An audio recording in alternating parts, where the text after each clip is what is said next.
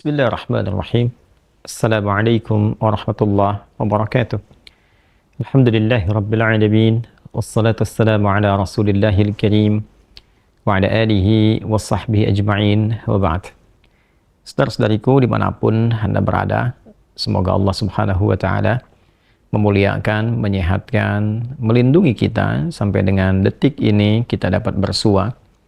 Dan lebih dari itu, semoga Allah subhanahu wa ta'ala senantiasa memberikan taufik, panduan untuk menjalani kehidupan di dunia ini agar mendapatkan rahmat Allah subhanahu wa ta'ala yang bisa kita bawa pulang menghadap Allah pada hari kiamat kelak, insyaallah. Teman-teman, malam ini di tanggal 26 Oktober 2023 Masehi, edisi spesial yang biasanya kita membahas Aqsa dengan cukup panjang. Kali ini kita ingin berbagi pesan yang sangat singkat. Yang dalam singkat ini kita ingin mengingatkan baik kepada diri saya pribadi dan kepada kita semua tentang satu bagian dari ayat Al-Quran yang kiranya penting kita renungi, yaitu Quran surah ke-81 At-Takwir di ayat ke-26. Saat Allah subhanahu wa ta'ala berfirman, "Fa'aina tadhhabun?" Maka engkau itu sesungguhnya mau kemana? Ayat yang singkat tapi begitu padat dan sangat mendalam, memberikan satu kesan yang cukup menusuk ke dalam jiwa setiap manusia. Pertanyaan yang datang langsung dari pencipta kita, sesungguhnya engkau mau kemana?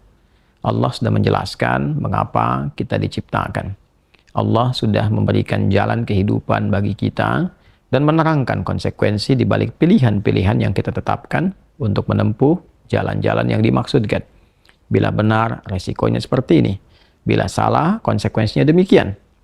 Maka, di antara sekian manusia yang telah mengetahui semua konsekuensi itu, terkadang masih mengedepankan bujukan-bujukan atau bahkan pengaruh-pengaruh nafsunya agar bergeser dari nilai-nilai kebaikan, bahkan nilai kemanusiaan yang telah Allah tetapkan. Ketika Allah menyampaikan, tidaklah aku ciptakan jin dan manusia itu kecuali untuk menaati aku, untuk beribadah kepada aku. Jadi sifat menjalani kehidupan di muka bumi ini adalah dilandaskan pada kepatuhan kita kepada Allah subhanahu wa ta'ala. Kepatuhan itulah yang disebut dengan ibadah. Patuh, tunduk, patuh, bahasa Arabnya itu disebut dengan Islam. Jadi Islam dalam pengertian etimologi secara bahasa artinya tunduk, patuh, taat.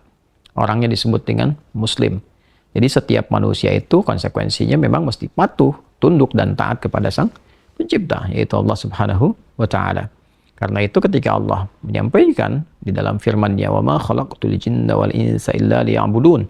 Tidaklah aku ciptakan jin dan manusia itu kecuali untuk menjadikan seluruh aktivitasnya agar menaati Allah subhanahu wa ta'ala, dijadikan sebagai ibadah. Jadi kita dari bangun tidur sampai tidur itu sejatinya adalah memetakan kurikulum untuk menaati Allah dalam bingkai ibadah. Dilatih dalam bentuk ritual. Ritual itu untuk mengaktifkan titik spiritual kita, titik roh kita. Segala yang terkait dengan roh disebut rohani. Jadi dalam diri kita ini ada spiritnya, ada rohnya. Dan itu adalah titik latihan pertama untuk mengaktifkan ya titik-titik kebertuhanan. Jadi ketika Allah sampaikan, tidaklah aku ciptakan engkau kecuali untuk menaatiku. Nah, titik ketaatan itu ya disebut dengan titik ritualnya. Ibadahnya ibadah ritual, ya keadaannya keadaan spiritual, itu yang penting kita aktifkan dulu. Itu sebabnya diminta kita sholat untuk mengoneksikan diri kita, mengaktifkan sinyal itu dengan Allah subhanahu wa ta'ala, dengan Sang Pencipta. Sehingga ketika terkoneksi, terbangun kesadaran dari dalam diri kita sebagai sebuah fitrah.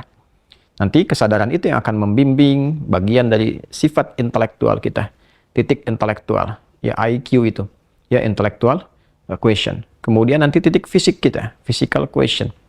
Jadi nanti yang menggerakkan adalah titik spiritualnya. Ini yang memberi perintah. Kalau akal itu masih objektifnya normal saja, karena dia hanya mengkonstruksikan pikiran, mengolah data, ya jadi informasi menjadi knowledge. Knowledge itu yang akan diteruskan kepada fisik untuk dieksekusi. Ya, bagaimana nanti lisan bicara? Seperti apa konstruksi bicaranya? Mengatur katanya bagaimana? Memilihnya seperti apa? Menjelaskannya bagaimana? Tapi perintah untuk melakukan itu sumbernya dari sini. Ya, dari titik terdalamnya. Di dalam itu cuma ada dua. Ada jiwa takwa, ada jiwa fujur. Fa'alhamaha fujuraha wa taqwaha. Maka di dalam diri manusia itu, di titik paling dalamnya itu, ada nilai kebaikan, disebut dengan takwa, karakter moral kebaikan. Ada yang buruk disebut dengan fujur. Nama lainnya disebut dengan nafsu. Karena dari fujur keluar su, melewati nafas. Nafas ketemu su, jadi nafsu. Quran surah ke-12 ayat 53. Wa ma ubarni'un nafsi innan nafsa la'ammaratum bisu illa ma rahima rabbi. Maka semua tindakan kita, menatap, mendengar, berbicara, bertutur, sampai dengan berjalan, ujung kepala sampai ujung kaki, yang kita jadikan sebagai bagian dari perangkat beraktivitas itu, semua tatanannya, perintahnya kalau tidak dari takwa, adalah dari fujur. Kalau bukan dari sifat baik, sifat buruk yang bersumber dari nafsunya. Maka semua kegiatan yang kita desain dalam setiap hari itu, kita tata. Dan Allah tanya, baik, engkau untuk apa bekerja? Ya Allah, saya ingin mencari rezeki. Baik, bagus. Untuk dapat uang. Setelah dapat uang mau kemana? Pengen kaya. Setelah kaya mau ngapain? Beli ini, beli itu. Setelah itu mau ngapain? Ditanya terus sampai ujungnya. Fa'aina tadhhabun? Sampai ke titik puncaknya. Kalau kamu sudah meraih apa yang kamu inginkan itu, harta sudah banyak, terkumpul, sudah mewah, rumah sudah megah, mobil melimpah, hidup juga kaya begitu rupa, terus mau ngapain? Ya. Maka orang-orang yang bingung pada akhirnya dia mencari-cari ketenangan. Akhirnya balik lagi, sudah kaya segala rupa, cuma cari ketenangan, akhirnya balik lagi ke desa, nyewa gubuk, nanam kangkung, nanam cabai. Terus kalau memang dengan seperti itu bisa bahagia, kenapa selama ini kerja keras mendapatkan sesuatu yang dikumpulkan? Balik ditanya. Kamu kedudukan pengen jadi apa? Terus, yang di militer pengen dapat bintang 1, 2, 3, 4. Kalau perlu, jenderal besar, bintang 5. Setelah itu mau ngapain?